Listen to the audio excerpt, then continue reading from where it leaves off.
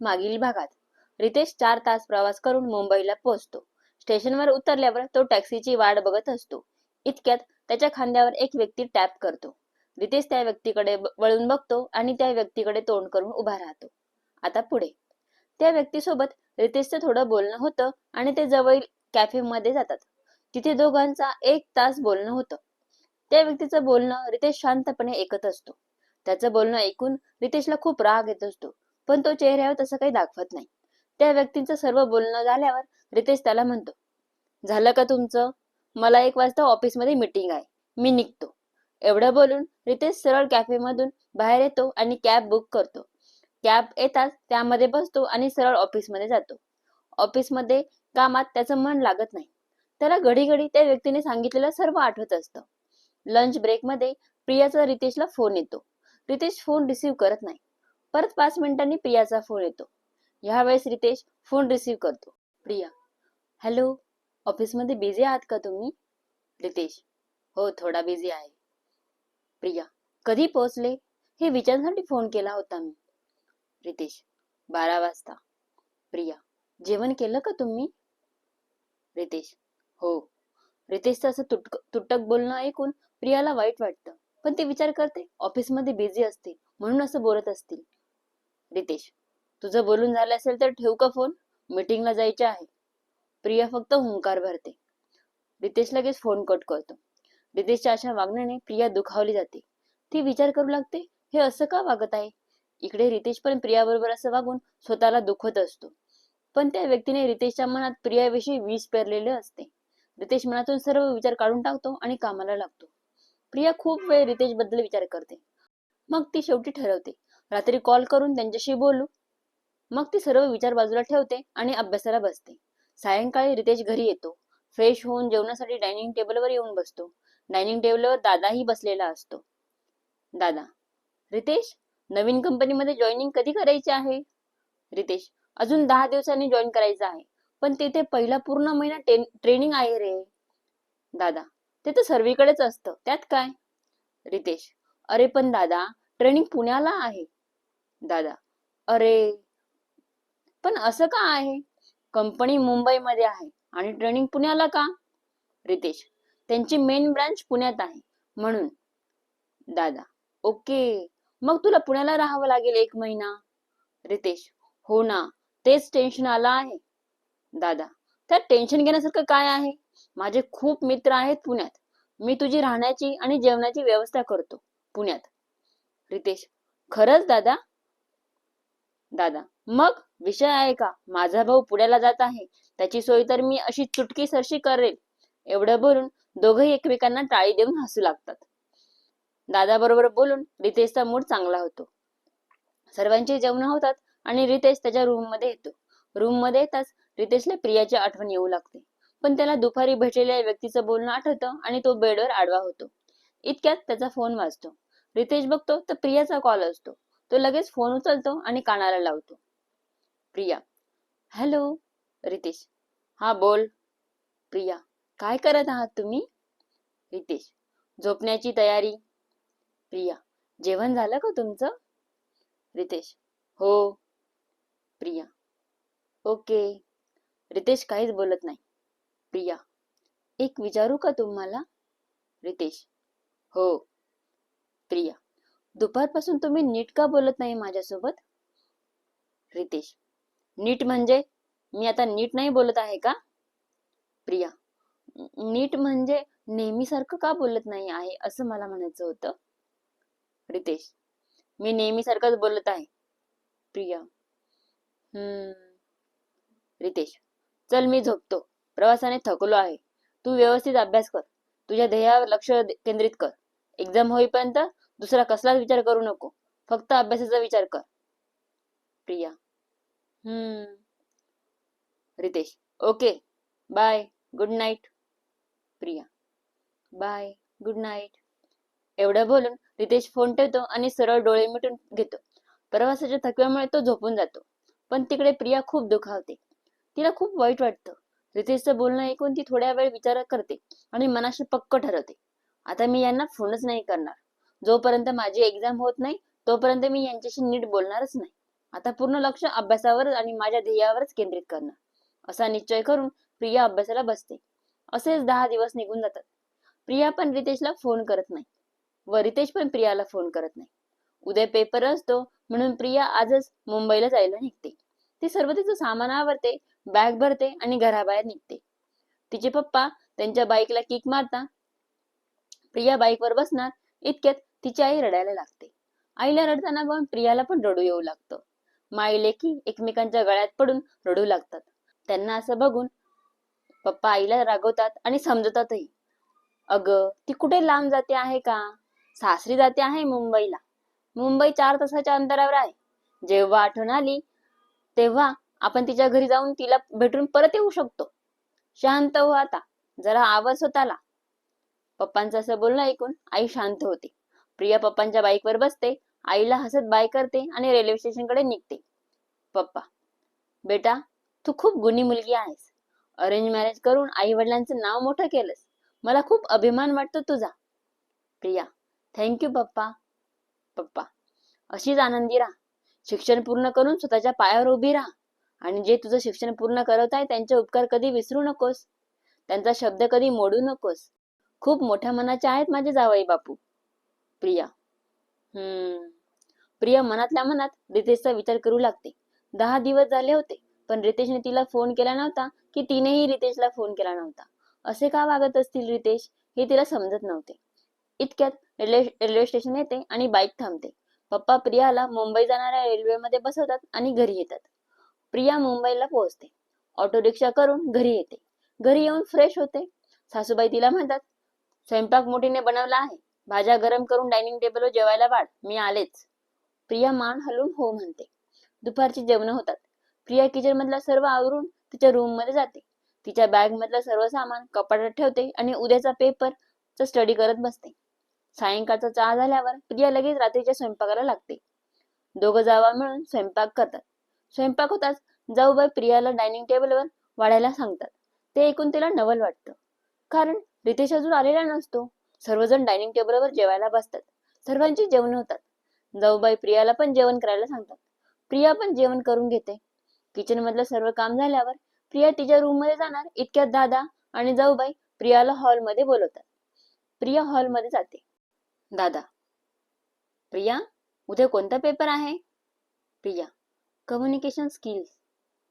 दादा, all the best paper साठी. जाऊबाई पण, all the best Priya paper साठी.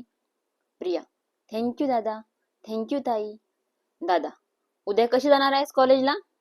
प्रिया, सिटी बसने जाईल. दादा, ओके, काही मदत लागली तर सांग. प्रिया मान हलवून हो म्हणते आणि मनात विचार करू लागते, आज दादा का इतकं विचारपूस करत आहे आणि सपोर्ट करत आहे. प्रिया विचार करते आहे ते पाहून दादा म्हणतो, रितेश पुण्याला गेला आहे ट्रेनिंगसाठी. मग तो मला सांगून गेला आहे की प्रियाची एक्झाम आहे, तिला काही मदत लागली तर कर. हे ऐकून प्रियाला वाईट वाटतं. ती विचार करते, पुण्याला जाताना यांनी मला एक फोन करून पण सांगितलं नाही. मी इतकी परकी झाले का?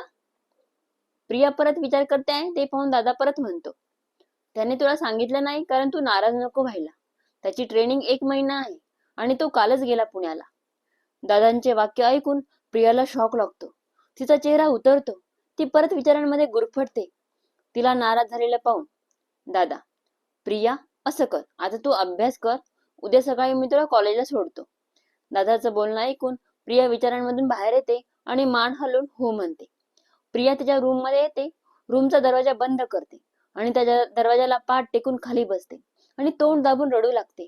ती विचार करू लागते, हे पूर्ण 1 महिना करता पुण्याला गेले. मी यांच्याकडे पाहून या घरात आले. मी आता कस काय 1 महिना इथे राहू? पुण्याला जाण्याआधी यांनी मला एकदा फोन सुद्धा केला नाही. मी खरंच इतकी वाईट आहे का? बॅकग्राऊंडला गाणे वाजू लागते. रुला के गया इश्क तेरा, रुला के गया इश्क तेरा. प्रिया आजच माहेराहून सासरी आली होती, त्यामुळे तिला करमतही नव्हतं. त्यात असं कळाल्यावर तर ती फार कोलमडली. जवळपास अर्धा तास ती रडत होती. शेवटी तिने ठरवलं, बास झालं रडणं. तिला तिच्या वडिलांचे शब्द आठवले, शिक्षण पूर्ण करून स्वतःच्या पायावर उभे राहा. ती पटकन उठून उभी राहिली.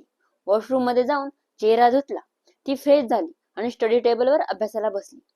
तिने 3 तास अभ्यास केला आणि अभ्यास झाल्यावर सरळ झोपून घेतलं. सकाळी लवकर उठून किचन मधले तिच्या वाटेचे सर्व कामं करून कॉलेजची तयारी करून टिफिन घेऊन प्रिया घराचं दार उघडणार इतक्यात तिला मागून दादांनी आवाज दिला. दादा. प्रिया. प्रियाने मागे वळून पाहिले. दादा उभे होते. दादा. 5 मिनिट थांब, मी तुला कॉलेजला सोडतो. प्रिया नेहमीप्रमाणे मान हलवून हो म्हणाली. दादा 5 मिनिटात ड्रेस बदलून आले आणि तिला म्हणाले चल. ती दादांमागे निघाली. दादांनी 4 व्हीलर काढली. प्रिया मागच्या सीटवर बसली. दादांनी कार प्रियाच्या कॉलेजच्या दिशेने चालवायला सुरुवात केली. प्रिया कारमध्ये शांत बसून होती. तिला इतकं शांत बसलेलं पाहून, दादा अभ्यास झाला का ग तुझा पूर्ण? प्रिया हो. परत कारमध्ये शांतता पसरली. दादा काही टेन्शन आहे का तुला? प्रिया नाही. परत कारमध्ये शांतता. तिचं असं वागणं पाहून दादांना समजतं की रितेश मुंबईमध्ये नाही म्हणून नाराज आहे. दादा प्रिया काही प्रॉब्लेम असेल तर बिंदास मला सांगत जा. मी जसा रितेशचा मोठा भाऊ आहे तसाच तुझाही मोठा भाऊ आहे, समजलं? प्रिया फक्त मान हलवून हो म्हणते. आता दादाला वाटतं अभ्यासाचं टेन्शन आलं असेल म्हणून बोलत नाही. म्हणून दादाही तिला तिची स्पेस देतो.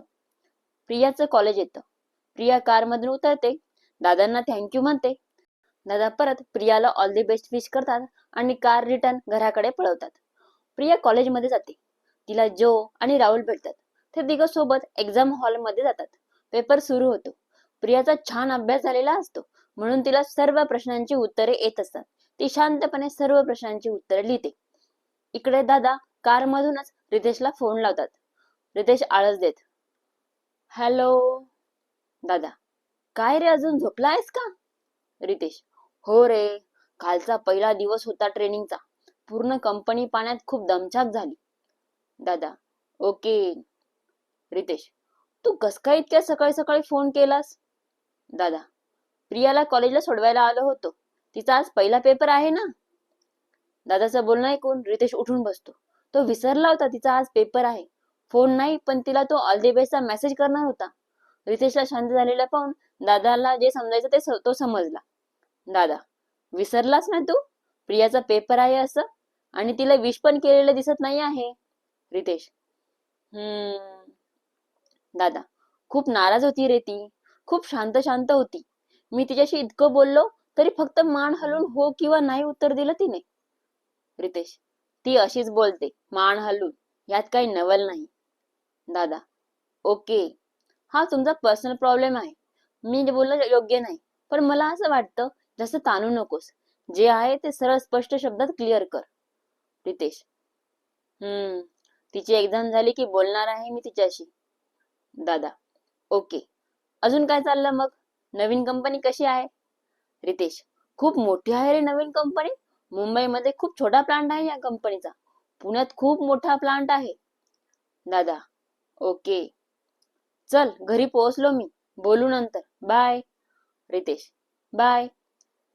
एवढं बोलून रितेश फोन ठेवतो आणि प्रियाला ऑल द बेस्टचा मेसेज करतो. पण प्रिया एक्झाम हॉल मध्ये असते आणि तिचा फोन बॅग मध्ये असतो. पेपर संपतो. प्रिया, जो आणि राहुलला पेपर चांगला जातो.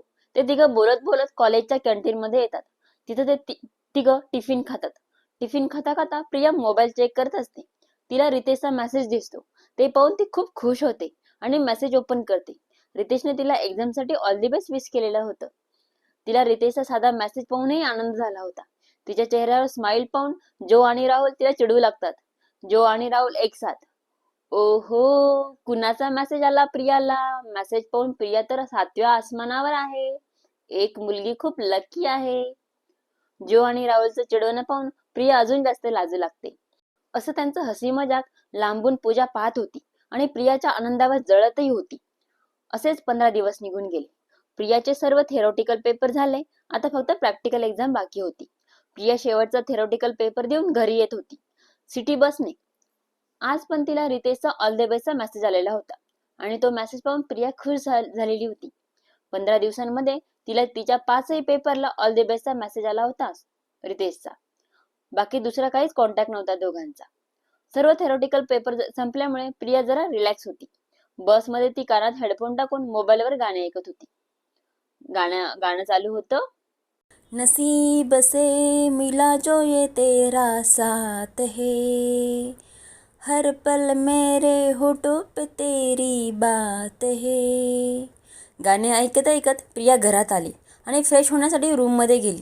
फ्रेश होऊन प्रिया वॉशरूममध्ये येऊन बाहेर आली आणि तिला समोर विंडोमध्ये रितेश दिसला. रितेश फोनमध्ये काहीतरी बघत होता. प्रियाला तर त्याच्या डोळ्यांवर विश्वासच बसत नव्हता. ती एकटक रितेशकडे पाहत उभी राहिली आणि आपोआप तिच्या डोळ्यातून अश्रू वाहू लागले. तिला कळत नव्हतं ती का रडते आहे.